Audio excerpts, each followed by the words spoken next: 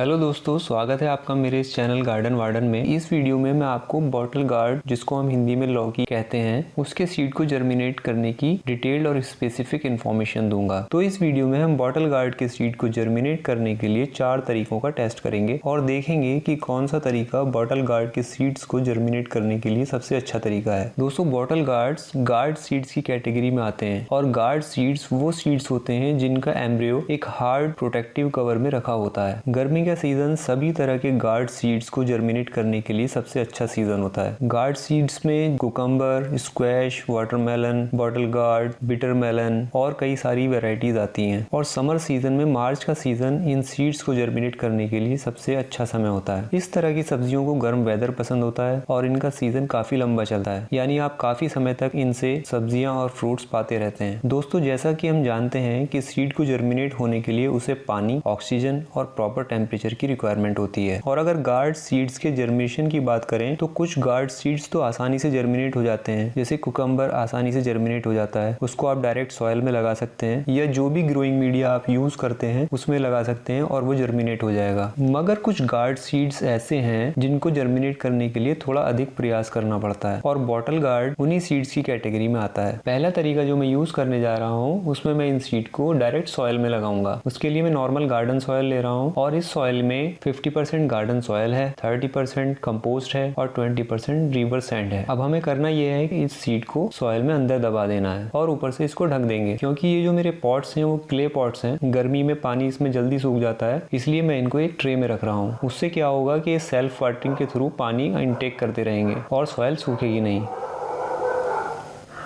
Hard casing में बंद इन bottle gourd के सीड्स को बचे हुए 3 तरीकों से जर्मिनेट करने के लिए पहले इन सीड्स को टिश्यू पेपर में कवर करेंगे और 140 डिग्री टेम्परेचर के गर्म पानी में इनको सोक करेंगे और पानी को रूम टेम्परेचर पर आने देंगे। इसी कंडीशन में इन सीड्स को 8 से 10 घंटे पानी में रहने देंगे। यहाँ पानी सीड के हार्ड कोट को सॉफ्ट करने में हमारी हेल्प करेगा। 8 से 10 घंटे सोक करने के बाद टिश्यू पेपर में बंद इन सीड्स को हम बाहर निकाल लेंगे। पानी में से निकालने के बाद इन 3 सीड्स में से एक सीड को हम अलग रख देंगे, उसके साथ हम लोग कोई भी छेड़छाड़ नहीं करेंगे। अब इन 2 बचे हुए सीड्स पर हम नेल क्लिपर की हेल्प से अलग अलग जगह पर 2 कट लगाएंगे। कट लगाने से क्या होगा, ऑक्सीजन और पानी एम्ब्रियो तक आसानी से जा पाएगा, जिससे जर्मिनेशन जल्दी होगा। यहाँ पर आपको ये ध्यान रखना जरूरी है कि आप सीड के हार्ड गार्ड को पानी में सोक करने से पहले कट ना करें। अगर आप सोक करने से पहले गार्ड पर कट लगाना चाहते हैं तो सोक करने के लिए पानी रूम टेम्परेचर पर होना चाहिए। लेकिन मैंने ये देखा है कि सोक करने के बाद कट लगाना ज्यादा आसान हो जाता है, क्योंकि गीला होने पर सीड का हार्ड गार्ड सॉफ्ट हो जाता है और आसानी से ब्रेक हो जाता है। अब यहाँ पर इंपॉर्टेंट क्वेश्चन ये है कि सीड के गार्ड को कहाँ से ओपन करना है। पहले सीड के गार्ड को ओपन करने के लिए हम सबसे सेफ जगह चूज करेंगे, जो ये राउंड यू एरिया है, क्योंकि यहाँ पर एम्ब्रियो नहीं होता और इस तरीके से सीड के डैमेज होने के कम चांस होते हैं। कट आराम से लगाएं। कट इतना लगाएं कि सीड का कॉटिलीडन जो व्हाइट कलर का होता है आपको दिखने लगे, जो एम्ब्रियो का फूड होता है। जर्मिनेशन के समय फर्स्ट न्यूट्रिशन प्लांट को इसी से मिलता है। हमारा पहला सीड तैयार हो गया है। इस सीड को वापस हम इसी टिश्यू पेपर में रख देते हैं जिसमें से हमने इसको निकाला था। अब तीसरे सीड के हार्ड गार्ड को ओपन करना है। इसको हम लोग बिल्कुल इसके एम्ब्रियो के पास से ओपन करेंगे। इस सीड को ब्रेक आपको इस जगह से करना है, क्योंकि यहाँ पर एम्ब्रियो होता है। अब देखिए, मैंने इस सीड के हार्ड गार्ड को ब्रेक कर दिया है। बस इतना ही करना है। ये देखने में बहुत ज्यादा टफ लग रहा है, लेकिन है बहुत आसान। आप जब प्रैक्टिस करेंगे तो आप भी आराम से कर पाएंगे। अब इसको भी हम उसी टिश्यू पेपर पे रख देते हैं जिसमें से हमने इसको निकाला था। ये मेथड स्पेशली जब बहुत काम आता है, जब समर सीजन स्टार्ट होने से पहले ही आप अपने प्लांट की ग्रोथ स्टार्ट करना चाहते हैं, जिससे आपको पूरे सीजन वेजिटेबल्स और फ्रूट मिल पाए। इस मेथड से आप सभी तरह के गार्ड सीड लगा सकते हैं। चलिए, अब हमारे सीड तैयार हो गए हैं। अब हमें इन्हें इस तरह रखना है कि ये मॉइस्ट रहें और इनको सही ऑक्सीजन मिलती रहे, जिससे ये ब्रीथ कर पाए और साथ ही टेम्परेचर भी इनके जर्मिनेशन के लिए अनुकूल हो। सीड को टिश्यू पेपर में रैप करके एक प्लास्टिक बैग में रख देते हैं।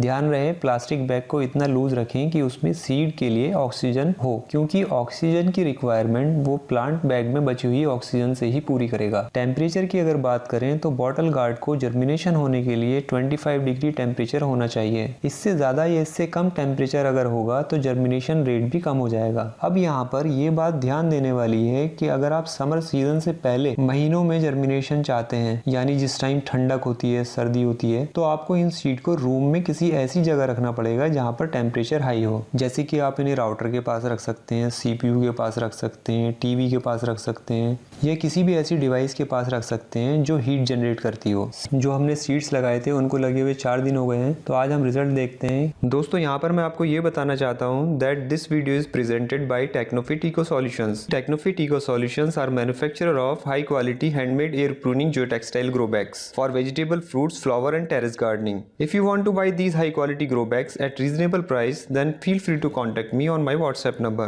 Contact details are mentioned in the description, or you can also buy these grow bags from Amazon. Amazon link is also available in the description. साथ ही साथ एयर प्रूनिंग ग्रो बैग्स क्या है उसके ऊपर भी मैंने एक पूरा वीडियो बनाया हुआ है, उसका लिंक आपको डिस्क्रिप्शन में दे रहा हूँ। उस वीडियो से आपको एयर प्रूनिंग पॉट से रिलेटेड सारे डाउट्स क्लियर हो जाएंगे। रिजल्ट देखते हैं। पहले हम सॉइल वाला देखते हैं, ये जर्मिनेट नहीं हुआ अभी तक। अब बचे हुए 3 सीड्स को और निकाल कर देखते हैं।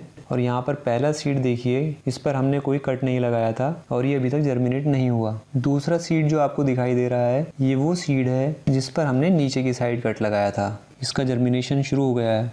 तीसरा वाला सीड वो सीड है जिसके गार्ड को हमने बिल्कुल एम्ब्रियो के पास से ब्रेक किया था, इसका जर्मिनेशन सबसे ज़्यादा तेज़ हुआ है। लेकिन ये जो रिजल्ट आप देख रहे हैं ये हमारा फाइनल रिजल्ट नहीं है, क्योंकि आने वाले दिनों में जैसा रिजल्ट मैं सोच रहा था रिजल्ट उसके ऑपोजिट आने लगे। 5वें दिन का रिजल्ट देखिए, ये 5वें दिन का रिजल्ट है और इसमें आप देख रहे होंगे कि इसमें भी 3rd नंबर का सीड तेजी से अपनी रूट बाहर निकाल रहा है। साथ ही साथ 2nd नंबर के सीड ने भी अपनी ग्रोथ को तेज कर दिया है और पहले नंबर पर जो सीड है वो भी जर्मिनेट होना शुरू हो गया है। 6ठे दिन में चेंजेस ज्यादा देखने को मिले, क्योंकि 6ठे दिन 2nd नंबर के सीड ने, जिस पर हमने कॉटिलिडन के पास कट लगाया था, उसने अपने हार्ड कोट को ब्रेक करना शुरू कर दिया है। जबकि 3rd नंबर का सीड जर्मिनेट तो जल्दी हुआ था मगर वो अपने हार्ड कोट से बाहर नहीं निकल पा रहा है। 7वें दिन के रिजल्ट में आप खुद देख सकते हैं कि 2nd नंबर के सीड की ग्रोथ काफी तेजी से हो रही है और साथ ही वो अपने कोट से भी निकलकर बाहर आने लगा है। जबकि 3rd नंबर वाला सीड जिसका जर्मिनेशन सबसे पहले हुआ था वो अब भी अपने हार्ड कोट से बाहर नहीं निकल पा रहा है और वो अपने गार्ड में ब्लॉक हो गया है। अब आपके सामने ये फाइनल रिजल्ट है जिसमें हमें ये पता लग गया है कि कौन सा तरीका सीड को जर्मिनेट करने का सबसे सेफ और फास्ट तरीका है। यहाँ पर हमारा विनर 2nd नंबर का सीड रहा, क्योंकि उसकी रूट्स और फर्स्ट लीफ बाहर आ चुके हैं और जिस सीड को मैं विनर समझ रहा था वो अभी तक अपने हार्ड कोट में ही बंद है। तो यहाँ पर हमें रिजल्ट मिल गया है, कॉटिलिडन के पास से ब्रेक हुआ सीड सबसे जल्दी जर्मिनेट हुआ। उसके बाद जो सीड जर्मिनेट हुआ उसको हमने एम्ब्रियो के पास से ब्रेक किया था और जिसको हमने ब्रेक नहीं किया था वो अभी तक जर्मिनेट नहीं हुआ। दोस्तों आप इसी तरीके से सभी गार्ड सीड को जर्मिनेट कर सकते हैं। आपके हिसाब से कौन सा सीड विनर है और अगर आप इस तरीके से सीड लगाते हैं तो उसका क्या रिजल्ट आपको मिला ये भी मुझे कमेंट में बताइएगा। दोस्तों इस तरह की एक्सपेरिमेंटल वीडियोस बनाने में काफ़ी समय लगता है, आगे भी मैं और ऐसे ही एक्सपेरिमेंटल वीडियोस बनाता रहूँगा। आपको मेरी उन आने वाली वीडियोज़ की जानकारी मिल जाए इसके लिए मेरे चैनल को सब्सक्राइब कर लीजिए।